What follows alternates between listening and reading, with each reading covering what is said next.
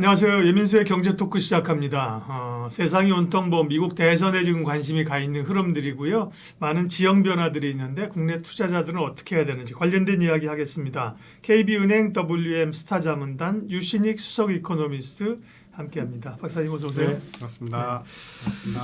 우리 대선도 이만큼 신경 쓰는지 모르겠는데 그죠? 미국 대선에 따라서 그만큼 미국 대선이나 미국의 산업 정책의 영향력이 전 세계 영향을 미치는 거죠. 그래서 이제 변화들을 보고 있는 건데 일단은 저희가 여러 얘기를 하겠습니다만 트럼프의 당선 가능성이 높아졌습니다. 그러면서 트럼프 2.0을 지금 우리가 준비해야 되는데 1.0 과거에 트럼프 집권 시절에 있었던 얘기부터 해주신다고요? 오늘 제가 말씀드리고 싶은 거는 트럼프 트레이드라는 이제 키워드까지 생길 정도로 네. 트럼프가 너무 이슈가 되고 그렇죠. 트럼프가 되면 모든 것이 변화할 것처럼 이제 사실 대응은 해야 되는 건 맞고요. 이제 산업적인 측면, 기업적인 측면, 국가적인 측면에서 대응해야 되는데 그렇게 겁먹을 일은 또 아니다. 과거 사례를 보면요, 경제나 관세와 관련된 정책들, 반이민 정책들, 그러니까 크리티컬한 부분에서 네. 실질적으로 이행을 그대로 시행하지 못했었습니다. 과거에도. 그럼 말 내뱉었던, 그러니까 우리 이제 대선 전에 이제 여러 공약들 있지 않습니까? 예. 그 공약에서 말 토시 하나 안 틀리고 그대로 지킨 거는 한 3-4개밖에 안 돼요. 전체가 몇 개라고 하면 큰 카테고리 한 11개 잡고 예, 나서. 예. 그러면 사실 이제 공약을 이행한 율을 완벽하게 그대로 이행한 것만 한 생각해보면 25%, 한 30%? 안 되는 이 정도밖에 안 예, 돼요. 그러니까 이거를 말한다고 해서 지금 그게 다 반영된다고 생각하시면 곤란하다. 근데 이제 소위 말해서 발작이라고 하잖아요. 그러니까 네. 금융시장은 항상 너무 오버해서 반영하고 그렇죠. 너무 오버해서 불안하게 하고 또 네. 너무 오버해서 좋게만 또 해석하고 그렇죠. 이런 네. 경향이 있어요. 그래서 그거를 우리 실질적인 펀더멘털, 그러니까 예. 추세화되는 경향이라고 보시면 힘들다. 좀 몇 가지 말씀드리면요. 이제 네. 완벽하게 이행된 거 뭘까 이제 좀 말씀드리면은 파리 기후 협정은 대선 직후에 이제 당선 발표하고 나서 바로 그 다음날 탈퇴했습니다. 네. 이렇게 이제 이거는 원래부터 이제 공약을 했던 거고 사법부 재구성은 이제 보수파 그 판사들 위주로 해가지고 사법부를 갖다가 이제 리스트럭처링을 했죠. 그래가지고 네. 표에 보면 과거 트럼프 선거 공약 EM 점검 이 리스트가 있네요. 네네. 그렇죠? 네. 그리고 200명 정도 되는 이제 보수 성향 그 판사들을 하원 이제 네. 법원에다 임명을 했었고요. 그다음에 IS 폭격도 했습니다. 이행된 것부터 말씀하시는 네네, 거구나. 이행된 네. 네.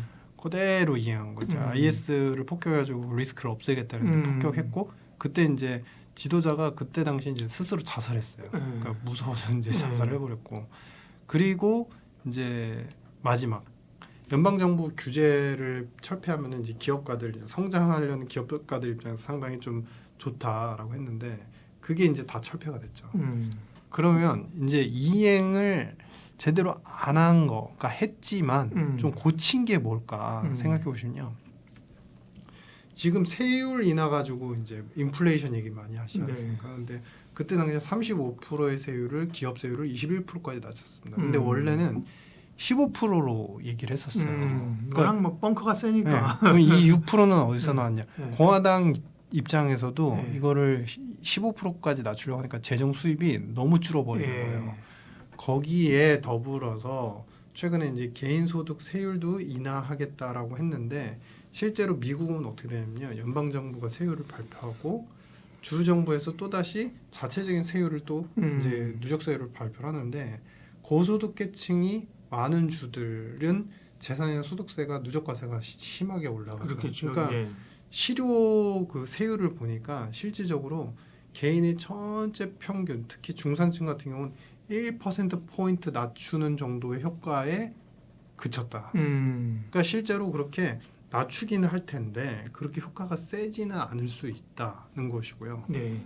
법인세는 그래도 실제로 낮추기 많이 낮췄는데 네, 이번에도 낮추긴 이제 낮췄죠. 당선되면 자기가 또 세금 낮춘다는 거죠. 거잖아요. 네. 예. 이제 지난번에 이행 못한 15%까지 낮추려고 네. 하죠. 그리고 이제 오바마 케어 폐지한다고 그랬는데 이거는 사실 못했어요. 이게 이슈가 많았잖아요. 네. 그죠? 예. 폐지하고 자신이 내세우는 이제 새로운 의료보험 대책으로 의료보험 제도로 시행한다고 그랬는데 오바마 케어 기존의 거 다 싹 없애고 자신이 외치는 의료보험 제도를 하려고 하니까 이게 15%가 더 비용이 올라가는 거예요. 오히려. 네. 근데 여기서 크리티컬 두 가지 포인트가 있었죠. 오바마 케어는 오래됐잖아요. 중저소득 계층들이 이미 받아왔던 혜택이에요. 근데 이거를 박탈한다고 하니까 일단 이 좋은 대책이 있습니다라고 외쳐도 이 오바마 케어를 이미 받아왔던 계층들이 위헌이라고 제소를 해요. 나의 기본적인 인권과 연관되는 혜택인데 이걸 왜 폐지를 하느냐. 그래서 법원에서 위헌의 소지가 있기 때문에 이거는 개인의 권리 침해의 어떤 해당 사항이 있기 때문에 이거를 갖다 폐지를 못하게 됩니다. 네. 그러니까 그냥 이야기는 되게 많았지만 안 예. 되게 되는. 그리고 또 중요한 이게 게 오바마 케어 조금만 얘기하면 오바마 케어도 이렇게 중요한 게 지금 이제 2차 전지 IRA법 관련해 가지고 네네. 뭐 저희가 취임하는 날 바로 뭐 보조금을 예, 없애겠다고 예. 얘기하잖아요. 근데 그걸 얘기할 때 오바마 케어를 많이 예를 들거든요. 네네. 대통령이 된다고 해서 자기가 다 할 수 있는 게 아니다. 그다음에 네. 또 IRA 같은 거 법안이잖아요. 그렇죠. 예. 그거는 이제 뒤에 예, 제가 뒤에 정리하면서 얘기하고. 말씀드리겠습니다. 근데 오바마 케어는 이게 의료 정책은 뭐예요? 상식적으로 조금만 얘기하면 저도 사실은 뭐 명확한 이해가 없어가지고 네. 미국은 우리하고 지금 그 의료보험이 다르잖아요. 우리는 사실 전국민 의료보험이죠. 네. 건강보험이잖아요. 근데 그러니까 미국은 사적 의료보험이 많은 거죠. 네. 자기가 돈 내고 그렇죠. 그렇죠. 근데 오바마 케어는 그거를 어느 정도 보조를 해주는 거죠. 확대하려는 네. 거였었죠. 네. 네. 그러니까 소득계층을 일단 나누고 네. 조건이 굉장히 까다롭습니다. 그러니까 뭐 이런 그 예를 들면은 뭐 한부모 그 가정의 네, 네. 부모 세대라든지 음. 아니면은 뭐 연령대가 몇 세 이상인 분들이라든지 예. 그다음에 뭐 과거에 이제 베트남전 참전했던 예, 분들 예. 물론 그분들은 다른 또 저기 혜택으로 카테고리에 넘어가긴 하는데 그런 분들이 소득이 어느 정도 될 경우에는 그분들이 받을 수 있는 그 의료 약하고 메디케어 이제 우리가 소위 얘기하는 이제 의료 서비스 있잖아요. 약 말고 그런 수가가 이렇게 정해지지만 예를 들어서 $100 정해지는데 네. 이것에 대해서 국가가 어떻게 보조를 해준다라는 시스템이 갖춰져 있는 거죠. 그러니까 중저소득 계층이고 만약에 의료 시설을 계속 이용을 해야 되는 분들의 경우에는 그거를 장기간 어떻게 보면은 혜택을 받기 위해서 그 조건 컨디션을 맞춰서 혜택을 어렵게 받아오는 그런 추세인 거죠. 네. 근데 그런 추세 트렌드에서 만약에 이걸 폐지한다 그러면 그분들이 입장이 어떻게 했습니까? 예. anyway 오바마 케어는 바로 폐지한다는 것처럼 했지만 못했다는 거고요. 그렇죠. 네, 이행이 안 됐다는. 그다음에요. 그다음에 이제 멕시코 국경 장벽은 이제 네. 반이민 정책, 예. 불법 이민을 막겠다, 테러 이민 막겠다, 뭐 이런 것 때문에 멕시코 국경 장벽. 그 장벽 막 세우지 않았어요? 근데요. 네. 그게 이제 언론에선 대서특필이 되지만 이게 이제 실질로 보면 또 네. 그렇지가 않아요. 그렇구나. 그러니까 어떻게 됐냐면 왜 우리가 이게 됐다라고 이제 우리 이제 저도 앵커님도 인지가. 그렇게 생각을 하시게 되냐면 그 이유가 이 예산을 마련한다고 법안을 내셨는데 민주당에서 반대를 합니다. 예산은 저기 그 패스를 안 해줘요. 그러니까 어떻게 되냐면 그 당시에 부채한도 협상이 안 된 상태에서 이거를 내미니까 이제 억셉트를 안 해주니까 부채한도 협상이 이제 무너지게 되고 그러면서 무슨 일이 발생하느냐 바로 디폴트에 들어가요. 그래서 이제 트럼프는 디폴트 가 그냥 부도 내 그리고 특별 예산을 발동시켜가지고 특별 예산권이 있거든요. 대통령한테 그거를 발휘해가지고 그 돈으로 국경장벽 건설해. 네. 근데 그 돈이 얼마 안 된 거예요. 그러니까 일부만 했다는 거군요. 그러니까 전체 길이가요. 네.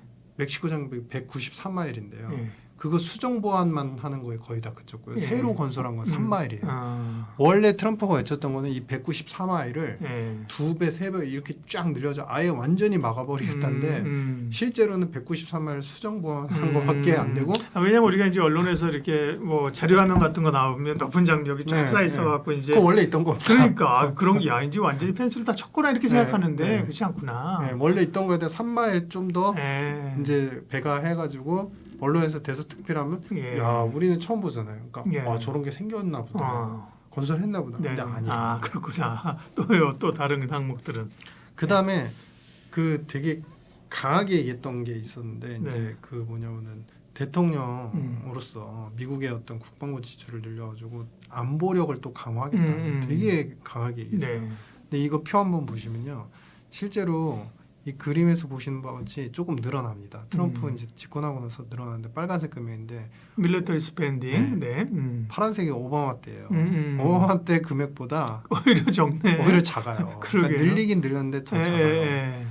그러니까 어떻겠습니까? 예. 이게 말은 쉬운데 그렇죠. 말은 되게 세게 내뱉는데 막상 뚜껑 열어보면 그때 정책 시행했던 거는 조금씩 다 다르다. 가장 중요한 게 뭐냐면요. 관세 정책이에요. 관세 정책 할 때 이제 TPP 그 환태평양 동반자 경제협정도 미국 중심으로 다시 가져가겠다. 이거 너무 불리하게 돼 있다. 탈퇴하고 그다음 나프타 이제 북미 쪽 미국이나 그다음 멕시코, 캐나다 관련된 무역 협정도 다 탈퇴해가지고 이제 관세 막 매기죠. 이제 캐나다한테도 그때 관세 네, 매겨가지고 맞아요. 반발이 되게 예, 심했고 예. 중국한테 관세 매기잖아요. 근데 이게 오래 못 갑니다. 그래요? 왜 오래 못 갔냐면 초반기에는 음. 이제 트럼프가 세율도 낮추고 자국 내수를 갖다가 좋게 만들기 위해서 투자를 유도해요. 그래서 그걸 TCJA, 그러니까 텍스컷 앤드 그리고 일자리 창출 정책 네. 이렇게 이제 표현을 했는데 그거 정책하고 나서 그 민간에서 투자하는 그 규모가 이 그림을 보시면 쭉 올라갑니다. 쭉 올라가요. 올라가다가 이제 맥스를 맞고 떨어지기 시작해요. 이게 언제냐면 19년쯤이에요. 18년 하반기부터 이렇게 돼요. 18년 하반기를 찍고 멈칫멈칫한 19년도부터 이렇게 쭉 꺾여나가기 시작하죠. 그러니까 요 시점쯤부터 어떻게 되냐면 무역관세, 그 대중 관세를 엄청나게 매겼다가 이때부터 무역 협정에 돌입을 합니다. 그러니까 뭐냐면은 관세를 매기니까 내수에서는 잘 살리려고 TCJA라는 법안을 이제 만들었어요. 그래서 투자 열심히 해. 그래서 일자리 늘려. 그래서 초반 2년 집권 2년씩에는 투자 열심히 합니다. 근데 관세를 매겼잖아요. 저희 관세를 매겼는데 뭐 지금은 조금 의존도가 많이 낮아졌다고 하지만 중국에서 싸게 사오는 그 원자재 가공할 수 있는 부품들 품목들이 있었어요. 근데 그거를 관세를 매기니까 그 가격이 올라가잖아요. 그렇죠. 예. 그럼 기업들 입장에서 마진이 줄어드니까 그러니까 이걸 덜 사오게 되는 거예요. 덜 사오면 뭐가 되죠? 상품을 뭐 부품이나 이런 소재 부품들을 덜 사온다는 거는 뭐냐면 생산을 덜 한다는 거예요. 즉 투자가 감소를 하기 시작하죠. 바로 2년 정도 지나니까 내수는 자기네 나라 살리기 정책, 텍스 관련된 정책으로 막고 관세를 매기면 중국만 죽고 피해를 볼 줄 알았는데 결국에 돌아서 미국 기업한테 왔다는 거예요. 부정적 영향이. 그러니까 그 부정적 영향이 오니까 결국엔 어떻게 됐느냐. 이제 트럼프가 나서가지고 무역 협정에 돌입하죠. 관세 낮출 테니까 다시 낮출 테니까 우리한테 다른 나라 가서 반덤핑으로 싸게 팔던 거 우리한테 와가지고 더 싸게 팔아. 그러니까 우리한테 마진을 더 좋게 만들 수 있게 니네 상품 더 싸게 팔아라.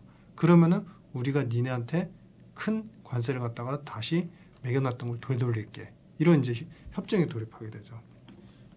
네.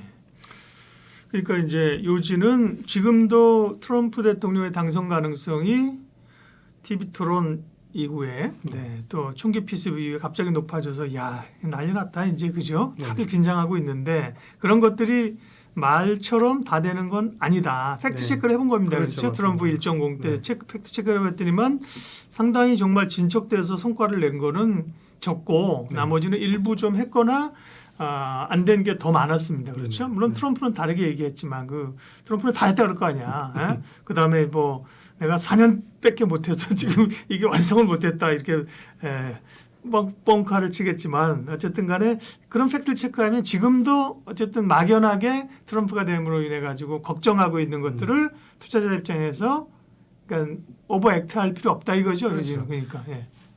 제일 핵심이 뭐냐면 IRA를 갖다가 완전 폐지하겠다라고 하잖아요. 근데 이게요 분명히 수정은 될 거예요. 근데 우리가 잘 생각해 보셔야 되는 게 올해 11월에 대선하고 중간선거가 같이 있습니다. 근데 지난번 22년도 하반기쯤 중간선거 때요. 조지아주하고 이제 디트로이트 이런 주에서 공화당 의원이 선출이 되기 위해서 각각 상원 후보로서 이제 선출이 되기 위해서 기존의 IRA 관련돼서 신재생 관련된 기업이나 공장을 만들어 놓은 거를 폐지하겠다라는 발언을 안 하고 유지하겠다라고 해요. 왜냐하면 거기서 일자리가 되게 많이 나왔거든요. 그러니까 결국 그 우리가 유권자들한테 표 많이 받으려면 지금 있는 메리트들을 살려야 되는데 IRA가 사실 그 메리트가 됐던 거예요. 그래가지고 그걸 그대로 유지시키는 법안에 대해서 공화당 의원들조차 찬성을 했거든요. 자, 이게 뭐냐면요. 트럼프가 지금 세월이 되게 많이 지났습니다. 그러니까 4년 지났잖아요. 이미.